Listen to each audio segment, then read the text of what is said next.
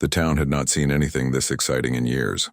Posters hung on lampposts, shop windows, and even on the notice board outside the old library. Everyone was talking about the famous pianist who was coming to perform at the community hall.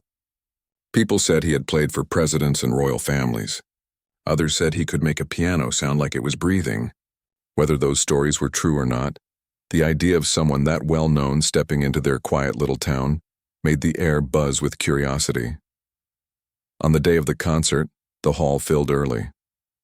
Families came dressed in their best clothes.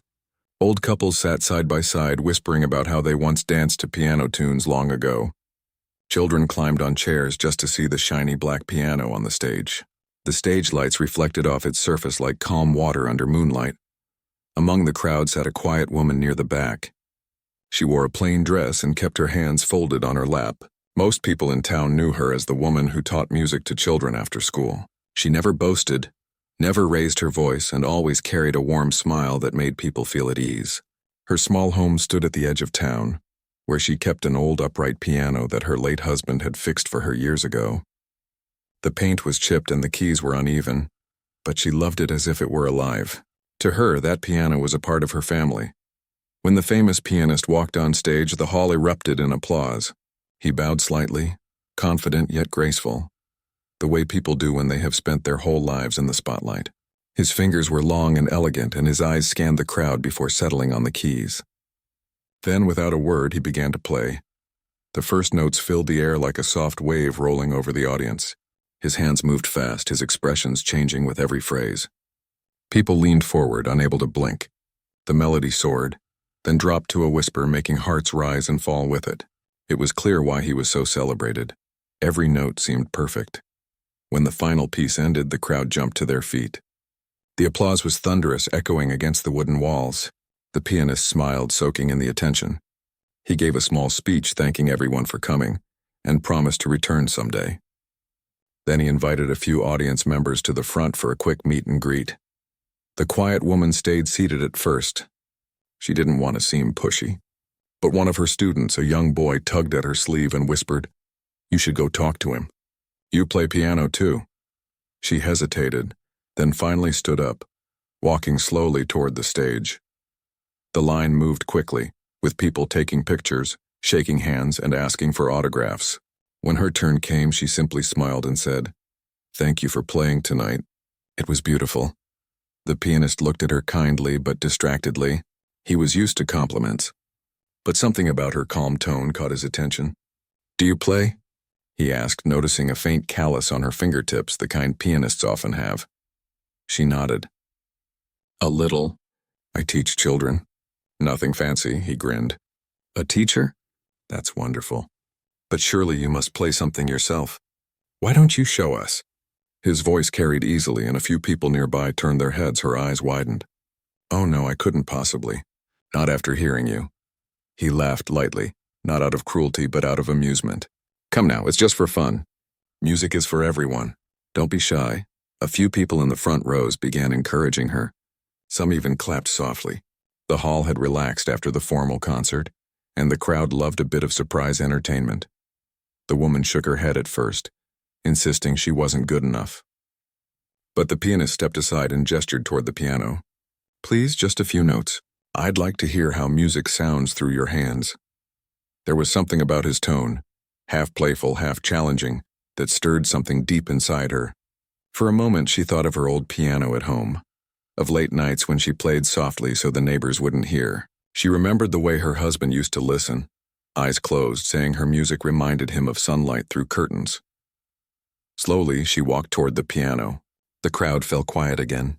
The famous pianist folded his arms, smiling with confidence, expecting something simple and sweet, perhaps a children's tune or an old folk song.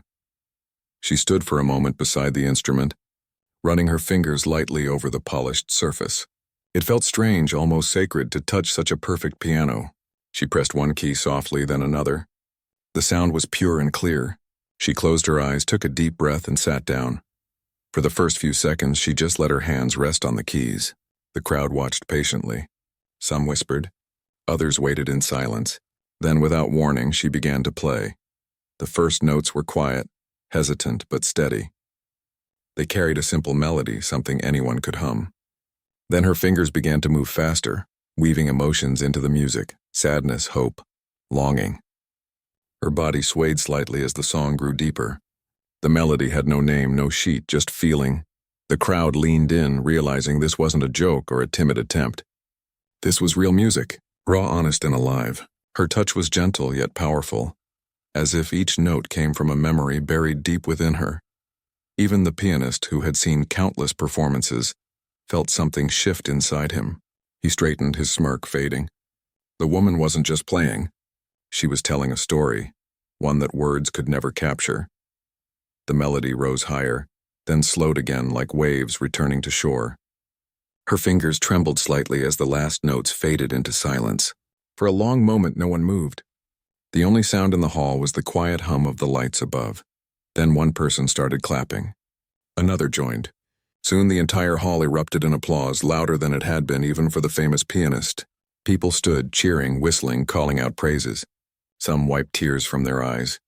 The woman looked startled, almost embarrassed. She stood quickly, bowing her head. "I'm sorry," she murmured softly, but her words were lost in the noise. The pianist walked toward her, still speechless. His eyes shone with something between admiration and disbelief. "That was extraordinary," he finally said, his voice quiet enough that only she could hear. "What piece was that?" She smiled shyly. "It's just something I made up years ago. I never wrote it down." He blinked, still processing her answer. "You composed that?" She nodded. "It came to me one night when my husband was sick. I played it to calm him.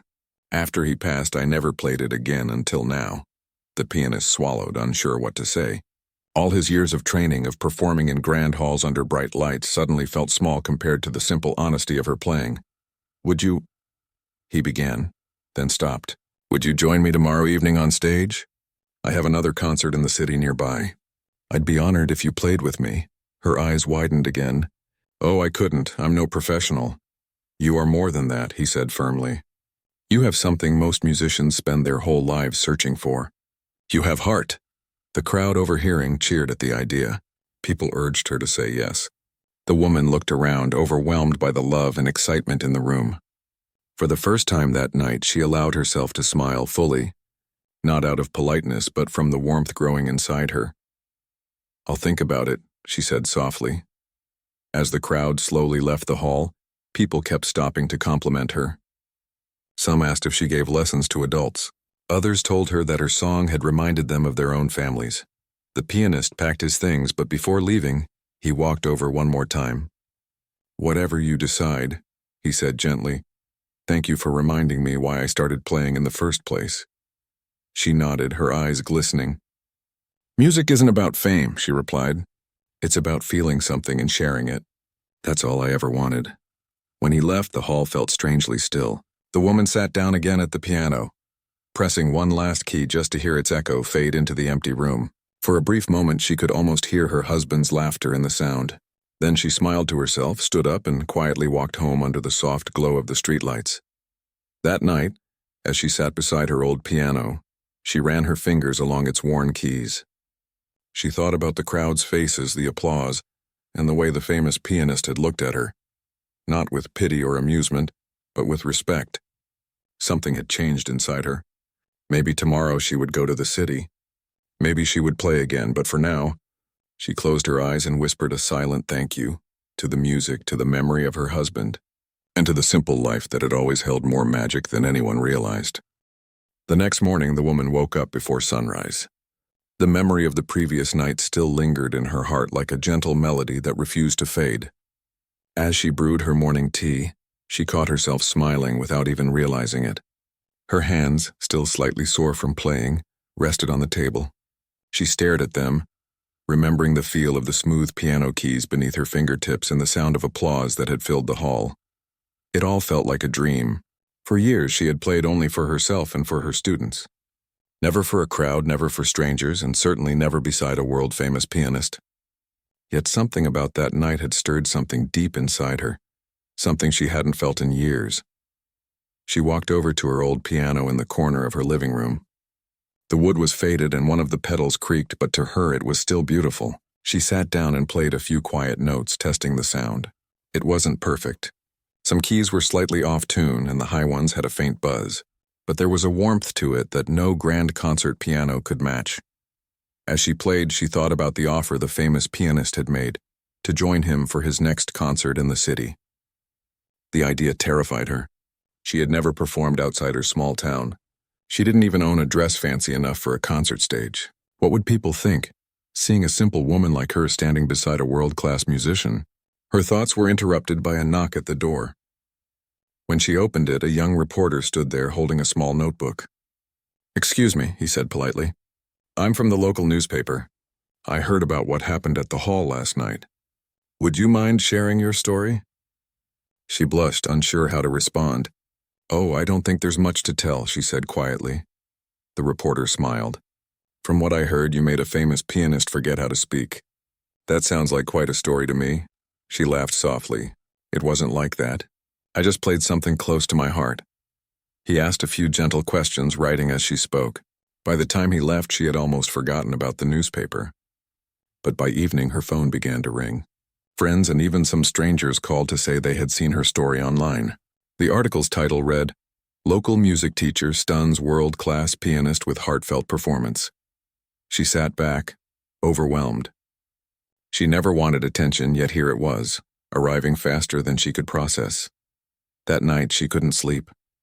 She kept hearing the pianist's voice in her mind, his words about joining him for another performance. "You have something most musicians spend their lives searching for," he had said. As the clock struck midnight, she made up her mind. She would go. The next morning, she packed a small bag with a few clothes, her old sheet music, and a photograph of her husband. She left a note on her door for her students, explaining that she'd be away for a few days. As the bus rolled out of town, she watched the familiar streets disappear behind her. Her heart raced with both fear and excitement. When she arrived in the city, the noise and movement were overwhelming. Cars honked, people rushed past, and bright lights blinked from every corner. She had never seen so many people in one place. She followed the directions she had written down until she reached the concert hall, a tall glass building that shimmered in the sunlight. Inside, she saw the pianist talking to his team. He spotted her and immediately walked over, smiling warmly. "You came," he said with relief. "I was hoping you would." "I almost didn't," she admitted softly. "But I thought, maybe I should give it a try." He nodded. "You won't regret it." He introduced her to the stage crew and the orchestra members. They were all polite but clearly surprised. She could sense their curiosity. Who was this quiet woman he had invited? She wasn't a famous musician, didn't wear designer clothes, and didn't have a manager or assistant following her around. As the rehearsal began, she sat beside him on a second piano. The lights felt too bright, the room too large. Her hands trembled slightly, but when she started to play, the fear melted away. The piano responded to her like an old friend, and soon the music took over. The duet they practiced was a mix of his composition and her melody from the night before. At first it felt strange. His playing was perfect, precise, and trained. Hers was raw, emotional, and unpredictable, but slowly their styles began to blend. His structure met her soul, and together they created something entirely new. When they finished, the room was silent. Even the sound engineers had stopped working just to listen. The pianist turned to her, smiling like a child discovering music for the first time. "That was it," he said softly. "That's what I've been missing all these years." She blushed. "You make it sound like magic." "I just played what I felt," he shook his head. "That's exactly why it's magic." Later that day, as they sat in the green room, he shared stories from his tours, how he had played in royal halls, how critics wrote about his precision, and how audiences called him a genius. But then in a quieter tone, he admitted something surprising. "You know," he said, "I haven't really felt music in a long time. I've just been performing it." She looked at him curiously. "How do you mean?" He leaned back. "When you play for fame and perfection, sometimes you forget the simple reason you started, because it made you happy." "You reminded me of that last night." His honesty touched her. For the first time, she saw not the celebrity, but a man who had spent so long chasing perfection that he had forgotten the joy in imperfection. That evening, they walked through the quiet streets near the concert hall. The city lights shimmered on the wet pavement. She told him about her husband, how he built her old piano piece by piece when they couldn't afford a new one, and how they used to play together after dinner. He listened carefully, never interrupting, his face soft with empathy. When they reached a small cafe, he offered to buy her tea. "You'll need your energy tomorrow," he said with a laugh. She smiled nervously. "Do you really think people will want to hear me play again?" "They don't know they want to yet," he said with confidence, "but they will." The next day arrived faster than she expected. The concert hall was packed. Every seat was filled. Cameras lined the aisles and reporters whispered among themselves. The news of her surprise performance had spread across the city. People were curious to see the unknown woman who had captured the attention of a world-famous pianist. Backstage, her heart pounded. She could hear the muffled sound of the audience beyond the curtain. The pianist stood beside her, calm and reassuring. "Remember," he said softly, "just play what you feel. Don't think about them. Think about the music." She nodded, taking a deep breath. The lights dimmed and they walked on stage together. The crowd erupted in applause, flashing cameras lighting up the dark. When she sat down at the piano, her hands shook. For a brief moment, she thought she might not be able to do it. But then she remembered her husband's words, the nights they spent playing just to fill the house with warmth. She placed her fingers on the keys and began. The first few notes floated through the hall like a whisper. The audience fell silent. Then the pianist joined in, weaving his melody into hers.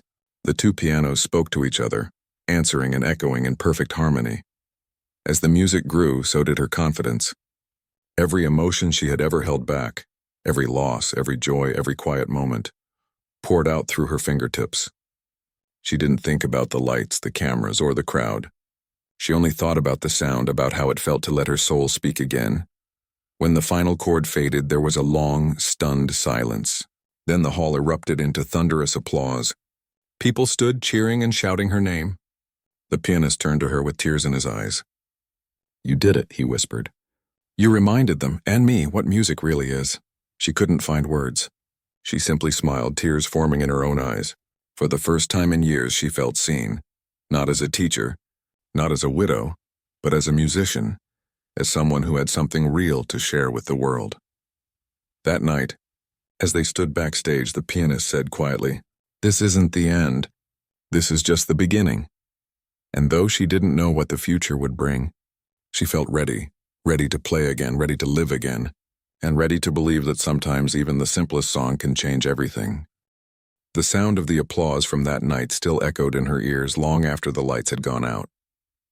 She could hardly believe what had happened. The audience, the cameras, the flashing lights, it all felt like something out of another world. As she sat quietly in the small dressing room after the concert, she tried to take it all in. Her heart was still racing. Her hands trembled slightly, but this time it wasn't from fear. It was from joy. The famous pianist came in a few minutes later. His usual confident smile had softened into something more real.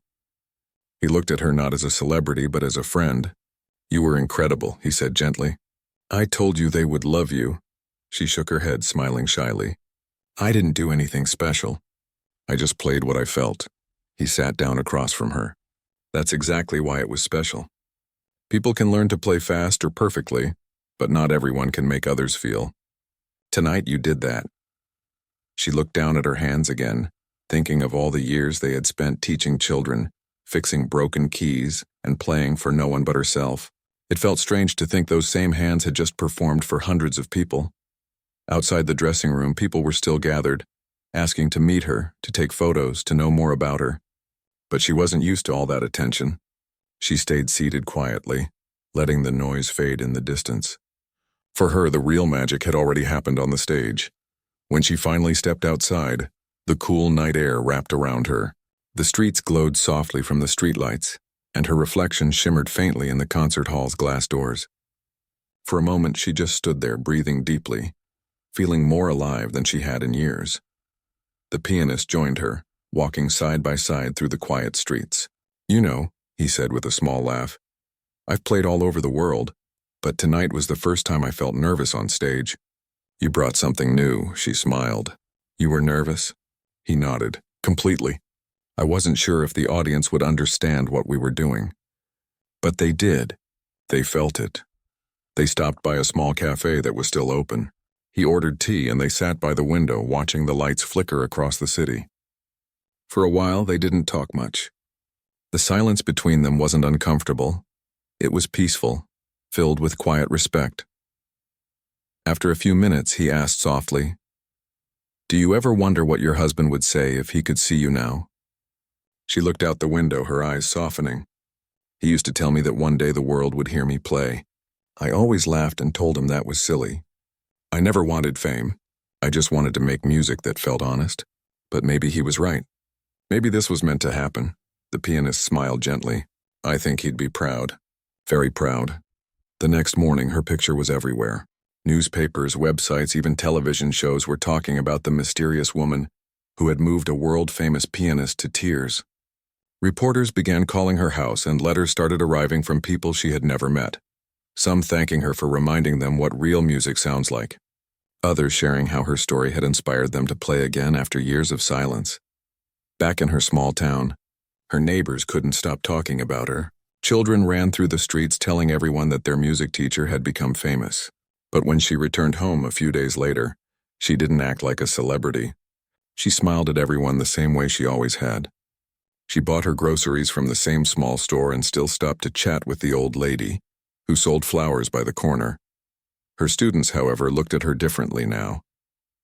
During her first lesson back, they all sat a little straighter, eyes wide with admiration. One little girl whispered, "Is it true you played on TV?" She laughed softly. "Maybe, but do you know what's more important? That you play because you love it, not because people are watching." From that day on, something changed in her classroom. The children didn't just play to get the notes right, they played to express themselves. They began writing their own small pieces, pouring their emotions into the keys. Watching them reminded her of why she had started teaching in the first place. A week later, she received a letter from the pianist. Inside was an invitation to perform again, this time in another country. It was part of a world tour, and he wanted her to join him for at least a few shows. She sat for a long time, staring at the letter. Part of her wanted to go. The idea of traveling, seeing new places, and sharing her music with more people filled her with excitement. But another part of her hesitated. She had her students, her home, her quiet life. Could she really leave it all behind, even for a short time? That evening, she walked to the small park near her house, the same one where she used to sit with her husband years ago. The sun was setting, painting the sky with soft pink and gold colors. She could almost hear his voice in the wind, calm and reassuring. "Don't be afraid to live," she imagined him saying. "Music is your gift. Share it." The next morning, she made her decision. She packed her bag once again and wrote another note for her students, promising she'd return soon. Then she boarded a train, her heart full of both fear and hope. When she arrived at the airport, the pianist was already there, waiting with a warm smile. "I was hoping you'd say yes," he said. "I almost didn't," she replied. "But something told me this was the right thing to do." Their first stop was a grand concert hall in Paris. The city felt alive with music and light. During the day, they rehearsed together, blending their melodies again and again until every note felt natural. At night, they walked through the streets talking about life, art, and the strange way music connected people who were so different. When the night of the performance came, the hall was packed. People from all over had come to see the famous pianist, but when she walked on stage beside him, the crowd fell into a curious hush. Many had read about her but had never seen her play. She took a deep breath, remembering the quiet of her small town, the children's laughter in her classroom, and the sound of her husband's voice in her memory. Then she began to play. The melody that filled the hall that night was different from anything she had played before. It carried the feeling of home, of love lost and found, of simplicity and truth. The pianist joined in, his notes weaving perfectly with hers, creating something so moving that the audience could hardly breathe. When the final note faded, there was a long pause before the applause began. Slow at first, then growing louder and louder until the entire hall stood. The pianist turned to her with tears in his eyes again. "You've done it once more," he whispered. "You've touched every soul in this room." After the concert, people lined up to meet her, thanking her for the music, telling her how it made them feel something deep inside. She listened kindly, always humble, never taking credit. It's the music, she would say softly. It speaks for all of us.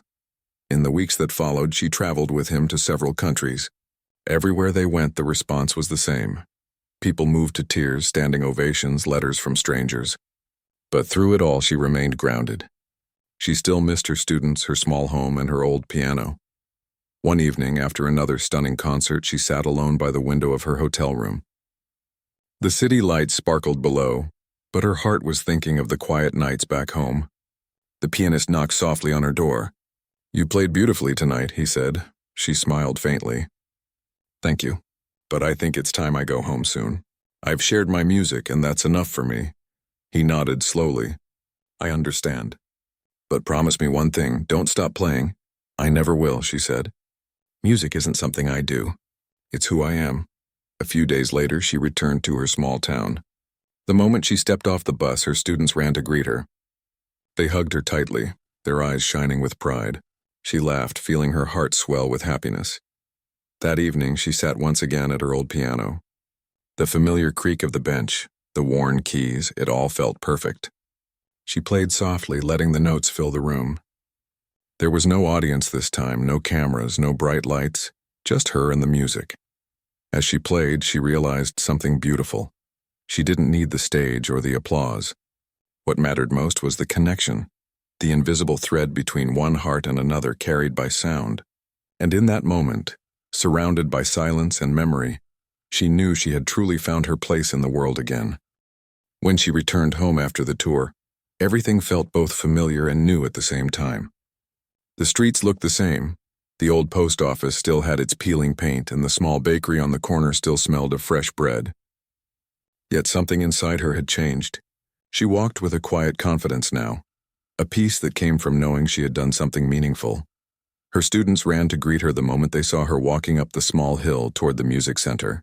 They surrounded her, their little faces glowing with excitement. "We saw you on TV," one of them shouted. Another said, "You were playing 2 pianos at once. That was amazing." She laughed warmly and crouched down to their level. "Thank you," she said softly. "But remember, the most important thing isn't being on TV. It's playing with your heart. When you play, play for yourself first. The rest will follow." That day, she resumed her lessons as if she had never left.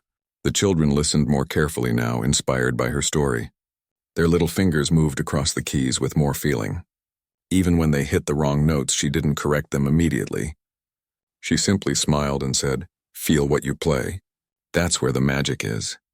In the weeks that followed, her life slowly returned to its peaceful rhythm. The calls and invitations kept coming, offers to perform in different countries, to appear on talk shows, to record music, but she politely turned most of them down. She didn't crave fame. She wanted to stay close to what mattered most: her students, her home, and the music itself. One quiet evening, as she sat at her old piano, she received a letter. The handwriting was familiar. It was from the pianist. She carefully opened it and began to read. He wrote about his own journey since she left the tour. He told her how his performances had changed. "Something shifted in me after playing with you," he wrote. "I stopped chasing perfection and started searching for emotion. I realized that music isn't about how many notes you can play. It's about how many hearts you can touch." At the end of the letter, he invited her once again to join him, not for a grand concert this time, but for something different. He was organizing a small charity event to raise funds for underprivileged children who wanted to learn music. "It would mean the world if you could come," he wrote. She stared at the letter for a long moment. The idea touched her deeply. Teaching children had always been her passion, and the thought of helping those who couldn't afford instruments or lessons filled her with purpose. She folded the letter neatly, placed it on her piano, and whispered to herself, "Yes, this is what music should be for." A week later, she packed her small suitcase again and took the train to the city. The charity event wasn't in a grand hall like before. It was in a small community center, not much bigger than her own classroom back home.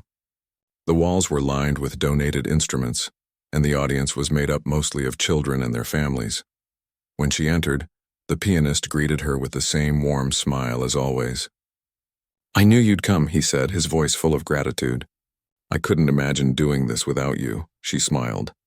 "This feels right," she said. Music started for me in a small room just like this. Maybe it's time it comes full circle. As they rehearsed, she noticed how much he had changed. His playing was still brilliant, but there was something new in it, something softer, more real. The once proud performer now played like a man rediscovering his purpose. When the children arrived for the event, many of them had never seen a real piano before. Their eyes widened as they touched the keys, giggling at the sounds they made. The woman watched them with a tender smile. She could see herself in them, the same wonder, the same curiosity. When it was time for the concert to begin, the room grew quiet. The pianist spoke first, explaining why they were there. "Tonight isn't about fame or competition," he said. "It's about sharing the joy of music with those who need it most. And the person who taught me that is sitting right beside me." He turned to her and she felt her cheeks warm as the audience clapped. Then they began to play. The melody they chose was simple, one she had written years ago but never shared publicly. It was a song about hope, about finding light in small things. As the notes floated through the air, the room filled with warmth. Parents held their children close, some with tears in their eyes. Even the youngest ones sat quietly, their faces glowing with wonder. When they finished, the applause was gentle but heartfelt. The woman looked around and saw something beautiful, smiles, tears, and gratitude. She felt more fulfilled in that small, humble room than she ever had on the grandest stage. After the concert, the pianist turned to her and said quietly, "I think we both found what we were looking for." She nodded. "Music brought us here. It always knows where it needs to go." In the days that followed, they stayed to teach the children. Together, they showed them how to play simple songs, how to listen to the rhythm, and how to use their emotions to guide their fingers. The woman found herself laughing often, her heart light and full. The children adored her gentle way of teaching, and she adored their eagerness to learn. One afternoon, while helping a shy little boy play his first song, she noticed the pianist standing by the window, watching quietly. When the lesson ended, he walked over and said softly, "You have a gift, not just for music, but for giving it away." She smiled, looking at the children packing up their things. "That's what music is meant for," she said. "It's not mine to keep. It's meant to be shared." Before leaving the city, the organizers of the charity event approached her with a proposal to help them create a permanent music program for children who couldn't afford lessons. They wanted her to guide it. She was surprised but deeply moved. It was a big responsibility, but it felt right. When she returned home again, she thought about it for days. She walked through her quiet house, sat at her old piano, and let her fingers wander across the keys. Her husband's photograph still sat on the piano, smiling back at her. She whispered softly to it, "What do you think I should do?" In her heart, she already knew the answer. A few weeks later, she returned to the city, this time not as a performer, but as a teacher. The new music program began with only a few old instruments and a handful of children. But as time passed, it grew. Donations started coming in, more volunteers joined, and the little classroom soon turned into a small school filled with laughter and music. The pianist visited often, sometimes to perform, sometimes just to listen. He always said the same thing whenever he saw her teaching: "This is your stage now," and he was right. She didn't need bright lights or applause anymore. Her music lived in the hearts of those children, in the way they smiled when they mastered a new song, in the way they clapped for each other after every performance. One evening, as the sun set and the children left for home, she sat alone by the piano. She began to play the same melody that had changed her life, the one she had played years ago when the famous pianist dared her to. The notes carried through the open window, out into the quiet street, gentle and full of memory. As she played, she felt at peace. She thought about the long journey she had taken, from a simple woman in a small town to someone who had touched lives across the world. It hadn't been fame that made her journey special. It was the love behind every note, the courage to share it, and the people it reached. And as the last note faded into silence, she smiled softly, whispering to herself, "This is how it was meant to be." Months passed, and the music school continued to grow. The small classroom that once held a handful of children was now filled with laughter, songs, and the sounds of old pianos being played by young, eager hands. The woman spent most of her days there, teaching, fixing instruments, and helping children discover the same love for music that had once shaped her own life. The walls were covered with colorful drawings made by her students, pianos, musical notes, and stick figures holding hands. Every time she walked through those halls, she felt something she had never known before, the deep satisfaction of building something that truly mattered. One afternoon, as she was closing the classroom, she received a phone call from the famous pianist. His voice carried that familiar warmth mixed with excitement. "I have an idea," he said quickly, "and I need you to hear me out before you say no." She laughed softly. "You always say that when you're about to suggest something crazy," she teased. "Maybe," he replied with a chuckle. "But I promise this time it's different. I want us to perform together again. Not for fame, not for a big stage. I want to host a concert where your students play alongside us. A night to celebrate what you've built." Her heart skipped a beat. The thought of her students performing with a world-renowned pianist felt almost unbelievable. "They're just children," she said gently. "Most of them have never played in front of more than their parents." "That's exactly why it will be beautiful," he said. "You taught me that music isn't about perfection, it's about feeling. And that's what your students have." She was quiet for a moment, thinking. Then she smiled. "All right," she said softly. "Let's do it." For the next few weeks, the school buzzed with energy. The children practiced every day after class. The woman guided them patiently, helping them overcome their fears. "Don't worry about being perfect," she told them. "When you play, just tell your story through the music." The pianist arrived a few days before the concert to rehearse.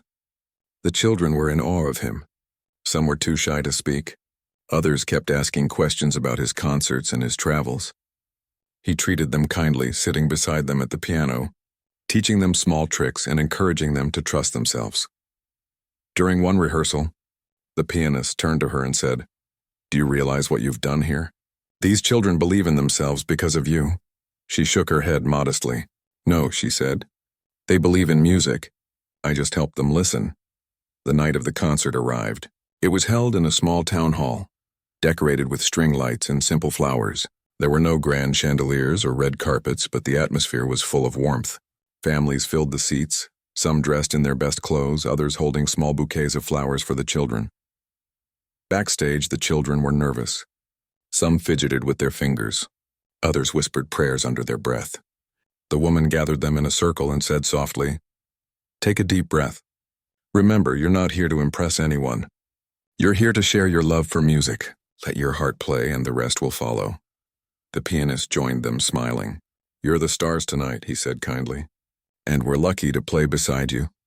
When the lights dimmed and the curtain opened, a hush fell over the crowd. The first few notes began, soft and uncertain at first, but soon the hall filled with melody. The children played with pure emotion, their small fingers moving with care and courage. The woman watched from the side of the stage, tears welling in her eyes.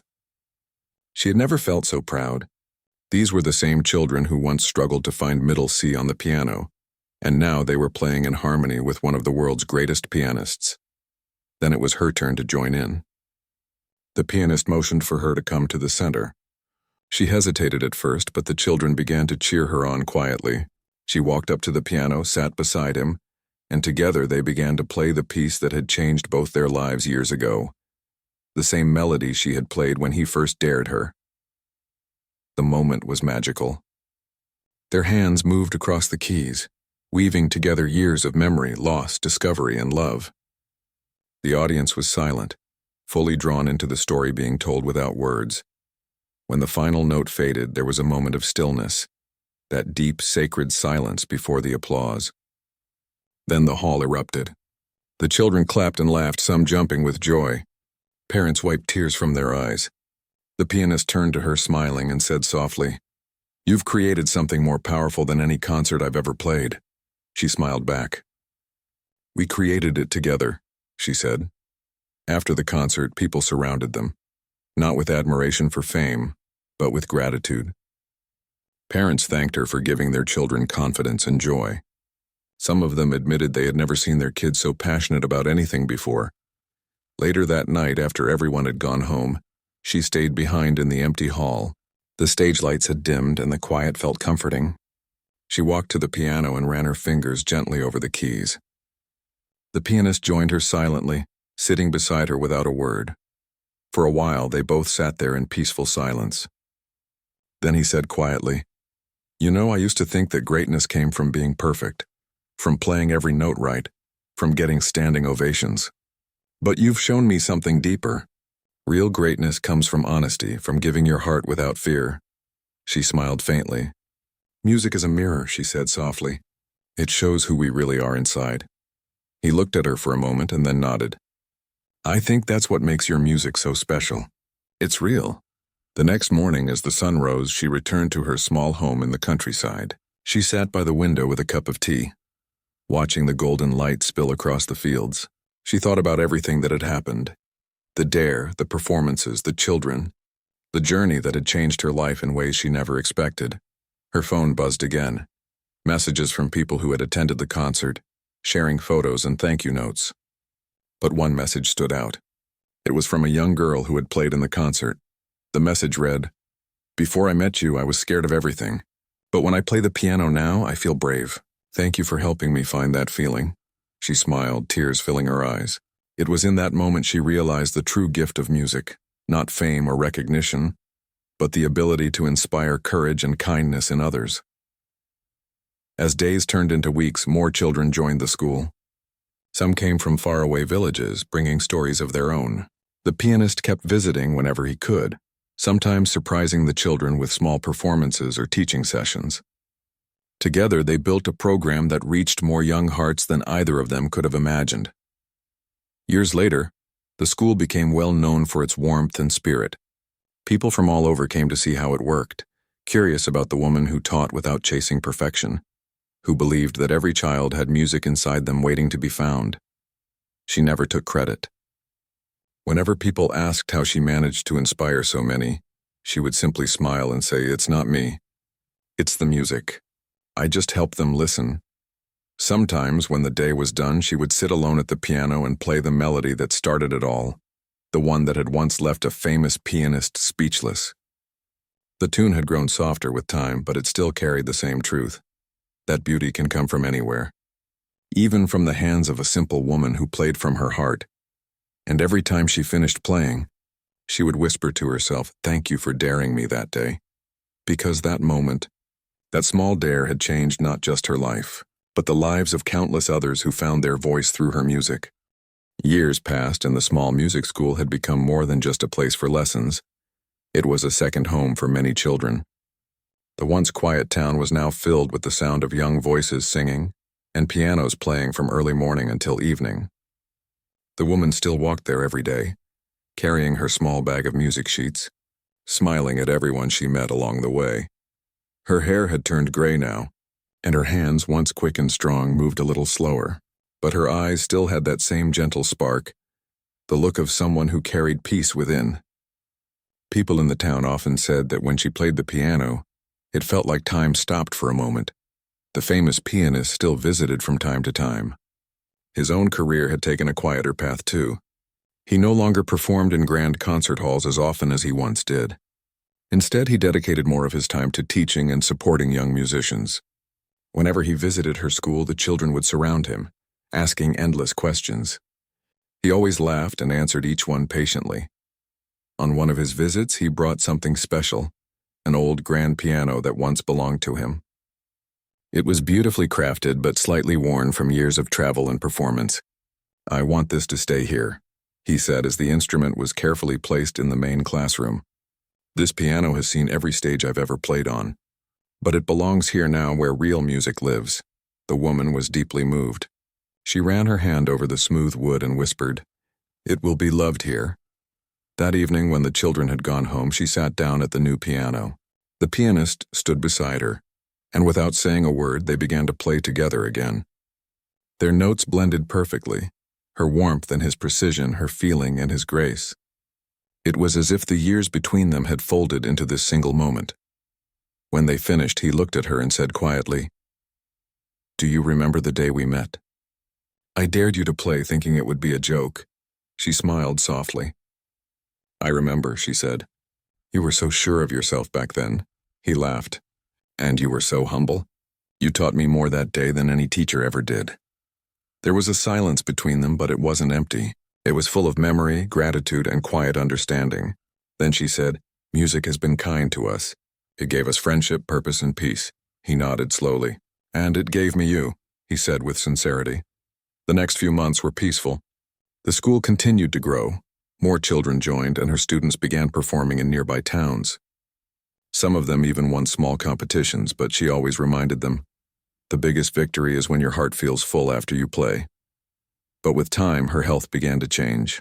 She never complained, but the long hours started to tire her more easily. Sometimes she would sit on the piano bench after a lesson, resting her hands on the keys in silence.